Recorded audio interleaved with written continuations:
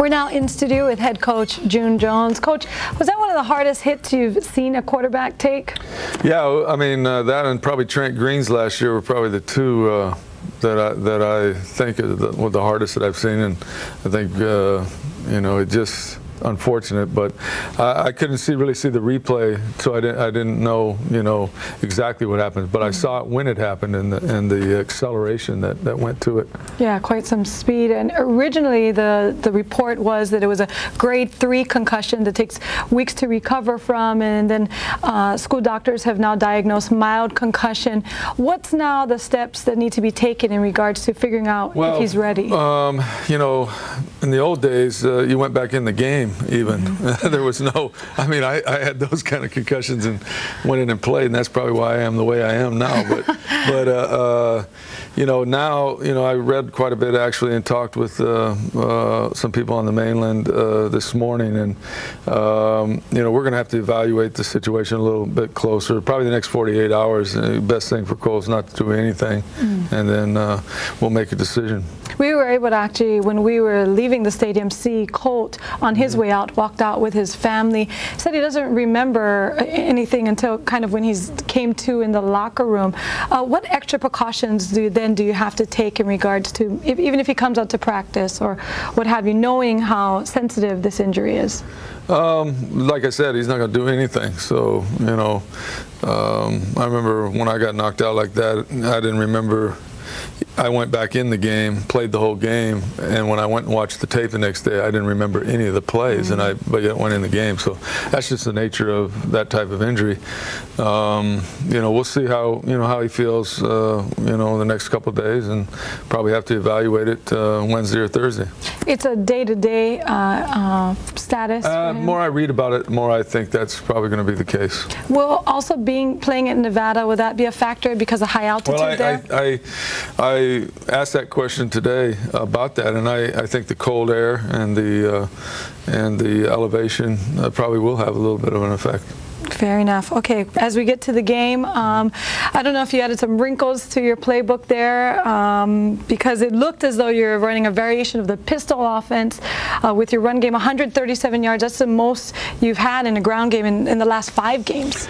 Yeah, well, we only ran, I think, 2 runs out of the pistol. Most of them were all passes, but the one touchdown run was and kind of just trying to create a way to get Leon a little more comfortable back in there. And Daniel, I think, had one too and almost popped it. But you know, I think that there is some advantages. When we originally put in the offense, we were always under center and the back was straight behind, and there are some advantages to having him straight behind you rather than offsetting him. So we had a couple of weeks, and we added that part of it, and it worked good. Yeah, they definitely looked comfortable in it. Daniel Libre filling in for Kealoha Polaris. Were you surprised? I mean, he looked like he's been doing it all season. I really wasn't surprised after watching him in practice. You know, we had 2 weeks of getting him ready.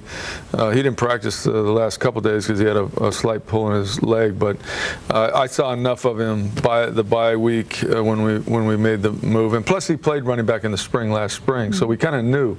But I knew that he was got a little suddenness to him, and he can find creases, and he's a tough guy, and so I was really happy for him. I know he was pleased.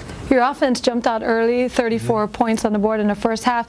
Second half it slowed down, just a field goal. Ryan Grice-Mullen, after in the post game, said he thought it was one of the worst second halves offensively this season. Was there trouble in the red zone after the break? Well, we didn't execute down there. You know, we had the same guys to throw to, but we didn't get them thrown to them. And, you know, I think, too, you know, having the familiarity, they play us a lot. And, you know, I think had we, you know, we fell down on one. We actually had 3 touchdown passes that we should have had, and we didn't get them. We only had 1. So it comes down to just doing your job and getting it done. Defensively, the Warriors found a way to disrupt Fresno State's running game. They didn't get into the end zone via the run. Second half, though, they were able to find ways to make the passing game work.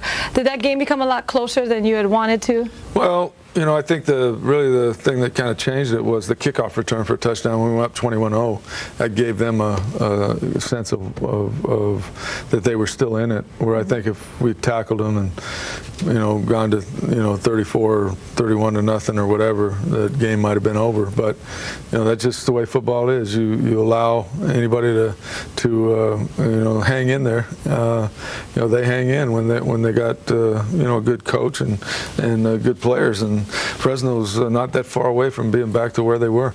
Coach, it was interesting to see that final huddle at the end of the game. It felt kind of somber in the way that everyone, I mean, it was a win, but maybe a painful one. The huddle wasn't done. And then afterwards, it's rare, Pat Hill went into your locker room to address your team. Yeah, no, that was pretty awesome. You know, he came in and talked to the kids, and Pat's a real good friend and a good guy, and you know what he said was important to the kids, and it meant a lot to them, and I think they have a lot of respect for what he did. What can you share with us? Maybe what he said. You know, I don't really care to, other than, you know, he, you know, said that you know how they were in this situation where we were going to SC, you know, a few years ago, and then had to play Reno the next year, you know, next part, and he just was trying to prepare us for what's going to go on up there. Coach, if you look now at just college football, 2 unbeaten teams left in the country. That is yourself, as well as Kansas, and both of you have the longest win streak at 10 games. Well, you know, that's a pretty special place to be in, and no matter who you're playing or whatever you're doing, to be undefeated at this point, like you said, that gives you an idea how hard it is. And you know, we're excited about that, and excited about an opportunity to go to Reno and keep it going. We haven't finished with the coach just yet. The final road game of the season is coming up, and Nevada is certainly no pushover. Here what Coach Jones says will be the Warriors' biggest challenge in Reno.